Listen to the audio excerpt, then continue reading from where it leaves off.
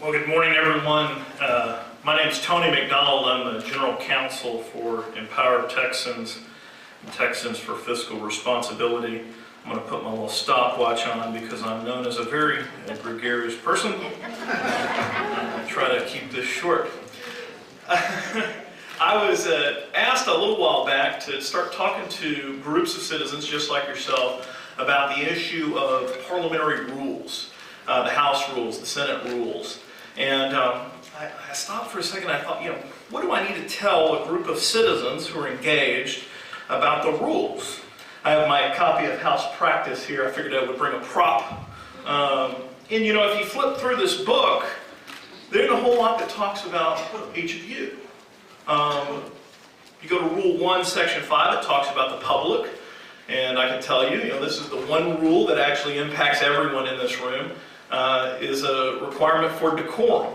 So you are expected, if you're in the House gallery, if you're in a committee room, you're there to testify, or you're there just to watch with the proceedings, to maintain a certain level of decorum. People are expected to dress a certain way, to not yell out, not to hold signs, not to lead a chant.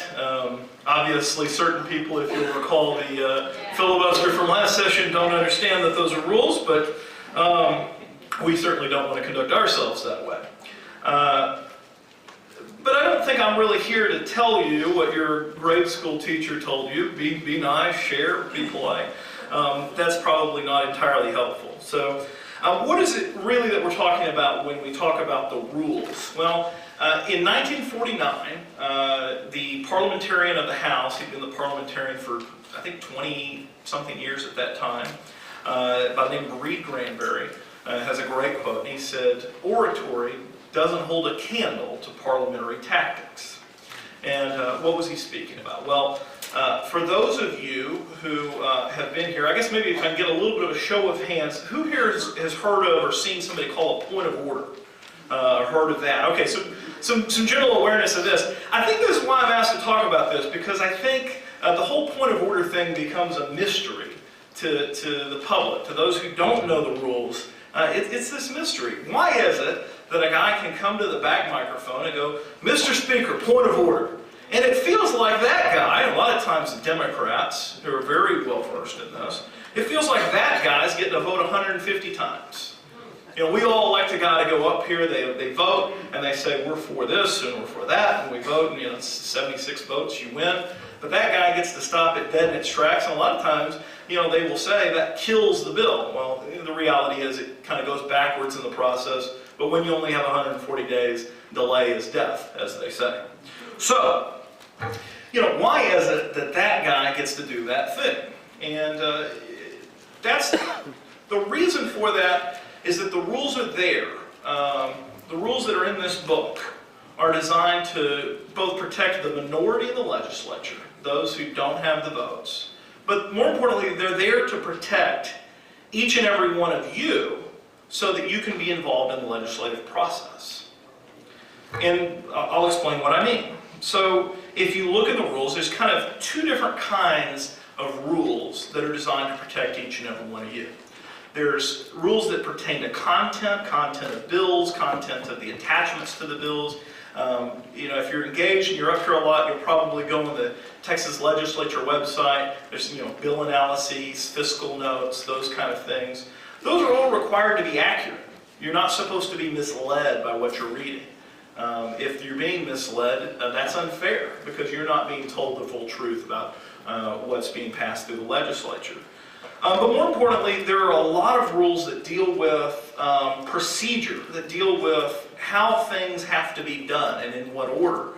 And the whole purpose of that is to give each of you notice so that you can know what's going on down here and you can have your say. You can either talk to your representative or you can come and speak on a bill or testify or what have you. Think about it. There's jurisdiction of committees. There's an agriculture committee, and the agriculture committee sees agriculture things.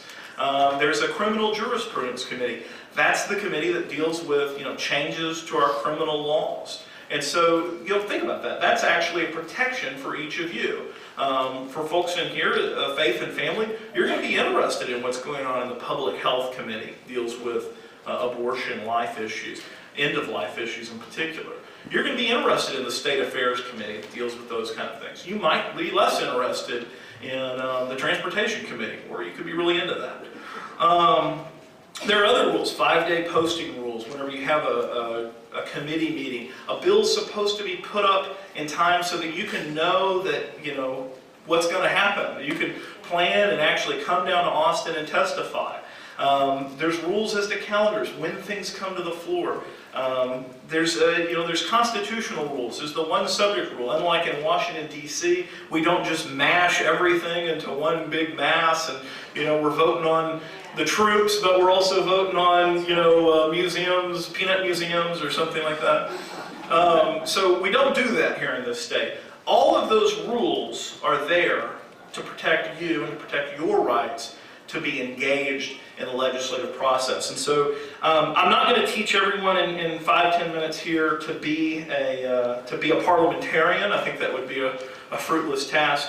But what I would encourage you is, if you ever feel like you've been misled, if you feel like you're reading a document up here or on the legislative website and you feel like you've been misled, or if you feel like you've been, you haven't received notice that something is a surprise, they pulled a fast one on you, tell your representative. Complain to your representative, particularly somebody who agrees with you on the issue that you're concerned about. But tell your representative, or come talk to somebody like me who knows the process, and I can tell you, well, they pulled one on you, and here's how they did it, or, yeah, that really is a violation of the rules. I would be remiss if I did not talk about certain rules that are not in this book that apply to you. A moment ago, I described you as engaged citizens. This is a room full of people who are engaged, who are actually moving the ball, impacting the legislative process. It has become a bad habit, and I've been guilty of it myself, of people who come to Austin to talk to their representatives and senators to describe themselves as lobbying. That they're coming to Austin, I'm going to go lobby my legislator. Or they say, I'm going to, we're going to be a citizen lobbyist. There was a great group of people last session when I was working up here who described themselves as citizen lobbyists. They did great things. They came, they were very informed, they had issues to talk about. But they're not lobbyists. A lobbyist is a hired gun. A lobbyist is somebody who, that's their career, to build relationships and then sell those relationships to another organization who's trying to move the ball up here at the legislature. And I don't think there's anything wrong with being a lobbyist or doing lobbying, but that doesn't mean that what everyday folks do on a day-to-day basis when they petition their government, when they talk to their legislator about the things that they care about, doesn't make you a lobbyist. That said, when you come to Austin and you're effective, people will try to find ways to shut you up. And so I would be remiss if I did not talk very briefly about the lobby law. I will not go into all the details found in Chapter 305 of the Government Code. And as an attorney, I will tell you, it may not be exactly helpful to read it because it's one of the most confusing pieces of code that we have. It's confusing because it's unconstitutional, but I won't go down that track entirely. There are two ways that a person can become a lobbyist, basic ways. You can either be paid or you can spend money. My best piece of advice to each of you is don't get paid to come down here to talk about the issues you care about. Do it out of the goodness of your heart because you're trying to improve your state and improve our nation. If you're going to get paid, talk to an attorney about it and figure out whether that's okay or whether you have to register or not. The other part is don't spend money down here on anything other than your own transportation, your own, there's a couple exceptions for that sort of thing. People think because professional lobbyists do this, that the one effective way to talk to your state rep is you show up with a plate of fajitas and ask, please here, take this offering of fajitas and listen to my spiel. A, that's not necessary, and B, you risk getting into a lot of trouble when you're giving things of value to a state representative, state senator, or their staff. And the last thing I'll say on that is there's no exception for, well, we've been pals for a really long time. And that's where it can get kind of awkward. If you have friends who work here in the legislature, if your representative or senator is a friend, you need to be very careful, and you really shouldn't consult an attorney before you give anything to that person other than your peace of mind. So I will be around here. I'm with, like I said, I'm with Empire Texans, and so if you ever need to reach me or you have a quandary about any of these issues, feel free to reach out. Thank you very much.